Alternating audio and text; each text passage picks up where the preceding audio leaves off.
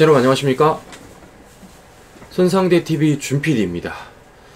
윤석열 후보에 대한 여권의 소위 고발사주 의혹 제기와 관련하여 지금 홍준표 후보가 공격의 고삐를 더 당기는 것으로 보이는데요. 홍준표 후보는 오늘 자신의 SNS에 이런 글을 썼습니다. 김웅원과 손준성 검사의 텔레그램 내용을 보니 검찰총장의 묵시적 지시 없이 가능했겠느냐는 의구심이 강하게 든다. 청구고발 사건 추이를 보니 자칫하면 당도 말려들 것 같은 느낌을 받는다. 그런 내밀한 것이 오갔다면 사정 교감 없이 불쑥 보낼 수 있었을까? 과연 당사자는 더 이상 당에 누를 끼치지 말고 공작정치 운운하지 말고 겸허하게 대국민 고백을 하고 수습 절차로 들어가기를 바란다면서 윤석열 후보를 향한 지적을 이어나갔습니다. 자, 방송을 좀 더 진행하기 전에 우선 좀 말씀드리고 싶은 게 있는데요. 잘 아시는 분도 계시고 모르시는 분들도 계시기 때문입니다. 손상대TV는 윤석열 후보를 띄우는 방송을 단 한 번도 해본 적이 없다는 것입니다. 이건 손상대TV를 오랫동안 시청해주신 시청자 여러분들께서 더 잘 아실 것이라고 생각이 되는데요. 그러니까 제가 지금부터 드리는 말씀이 윤석열 후보를 띄워준다라고 오해하지 마시고 그냥 정권 교체라는 그 목적화 하나 때문에 더 나아가서 문재인을 꼬린시켜야겠다는 그 주제로서 지금부터 방송을 들어주시면 감사드리도록 하겠습니다. 자, 사실 제가 오늘 이 홍준표 후보의 SNS 글에서 솔직히 놀란 단어가 한 가지가 있습니다. 그 단어가 뭐냐면 바로 이거예요. 묵시적 지시.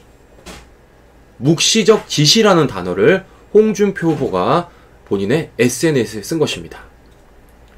자, 그러니까 이 정권이 박근혜 대통령을 말도 안 되는 뇌물죄를 엮기 위해서 더 말이 안 되는 묵시적 청탁이라는 단어를 만들어내지 않았습니까? 법전에도 없는 단어예요. 아니, 말도 안 했는데 눈빛만 마주보고 뇌물을 받을 수 있다? 세상 천지 이런 게 어딨어요. 자, 그런데 이거를 지금 홍준표 후보께서 단어를 조합해서 쓰셨다라는 겁니다. 뭐라고요? 묵시적 지시라고요. 자, 물론 저도 알고 있습니다. 이렇게 말도 안 되는 묵시적 청탁이라는 대법 판결이 나올 수 있었던 것은 과거 윤석열 후보가 몸담았던 특검팀에서 바로 경제공동체라는 말도 안 되는 단어를 만들어냈기 때문이겠죠.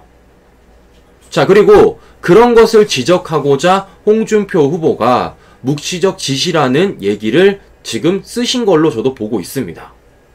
자, 그런데 저는 그렇다면 홍준표 후보에게 여쭤보고 싶은 게 하나가 생겼습니다. 그게 뭐냐면 좌파들이 내세운 이 묵시적 청탁에 대해서 홍준표 후보는 옳다고 생각하시는 겁니까?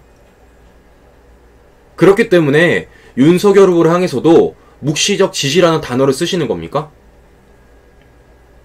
여쭤보고 싶은 겁니다. 지금 홍준표 후보께서 SNS에 묵시적 지시라는 단어를 쓰는 건 좌파들이 내세운 묵시적 청탁을 인정하는 듯한 느낌을 받기 때문이에요. 그래서 여쭤보는 겁니다. 묵시적 청탁, 이거 인정하시는 겁니까? 자, 계속 말씀드리지만 저도 알고 있어요. 윤석열 후보가 묵시적 청탁과 관련하여서 명확한 입장을 표명해야 한다는 것을. 솔직히 윤석열 후보에게 양심 고백하라고 그 어떤 방송보다 손상대TV에서 정말 강하게 주장하고 비판하지 않았습니까? 자, 그런데 여기서 중요한 건 이 좌파들이 만든 묵시적 청탁이라는 프레임을 홍준표 후보는 왜 저기 문재인이 아니라 야권 인사에게 적용하느냐는 겁니다. 이건 온전히 우리가 좌파들을 공격할 때 써야 하는 무기이기 때문입니다. 생각해보세요. 묵시적 청탁. 이거 완전 만능 반지예요. 만능 칼입니다. 이거 휘두르면 감옥 안 갈 사람이 어딨어요. 눈빛만 마주봐도 뇌물을 받았다라는데. 자, 묵시적 청탁이라는 이 대법 판결 문재인에게 그대로 적용하면 문재인 무사할 수 있을까요? 무사 못하죠. 일단 한 예로 문재인 사위와 관련된 타이 이스트 항공만 해도 문재인은 묵시적 청탁이라는 이 정권이 만들어낸 프레임에 벗어날 수가 없습니다. 자, 그렇다면 여기서 우리가 노려야 될 건 뭘까요? 우리가 문재인을 묵시적 청탁으로 꼬린을 시키면 좌파들이 가만히 있겠습니까? 말도 안 된다고 아주 길이길이 난리가 나겠죠. 묵시적 청탁이 세상에 어딨냐고. 우리는 물어보는 거예요. 그러면 박근혜 대통령께서 니들이 엮었던 묵시적 청탁, 니들이 부정하는 것이냐? 라고 물어보면 되는 겁니다. 그럼 좌파들은 스스로 모순에 빠질 수밖에 없다라는 거예요. 왜냐?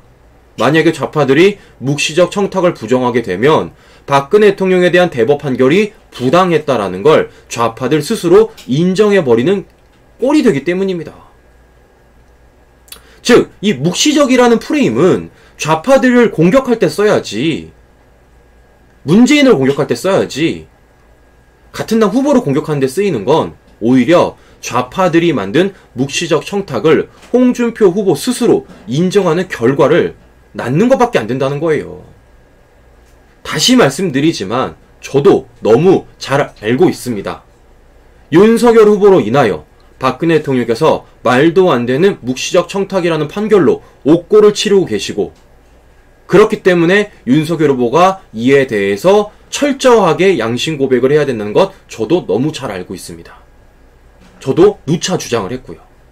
그러나 중요한 것은 지금이 전쟁 중이라는 겁니다. 자, 무엇보다 잘 보세요. 지금 좌파들이 윤석열 고발 사주라는 전쟁판을 깔았잖아요. 그렇다면 이에 대해 좌파들의 총공격을 막는 것이 정권 교체라는 목표를 만들어내는데 더 도움이 되지 않겠습니까?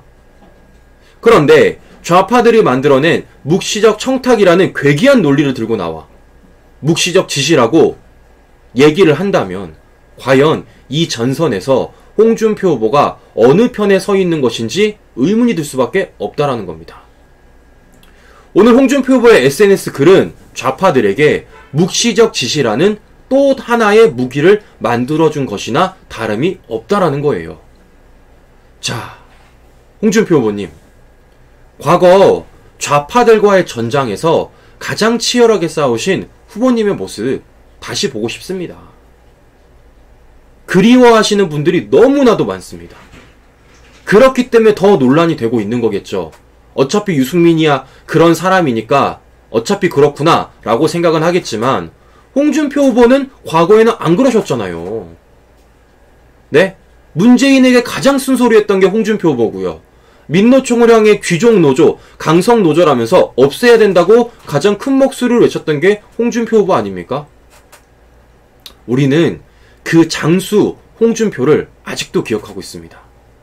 그러니까 제발 좌파들이 듣고 싶어하는 말 그만해 주시고요. 제발 다시 돌아오시기를 바라겠습니다. 지금까지 손상의TV 단신이었습니다. 끝까지 시청해주신 시청자 여러분 감사합니다.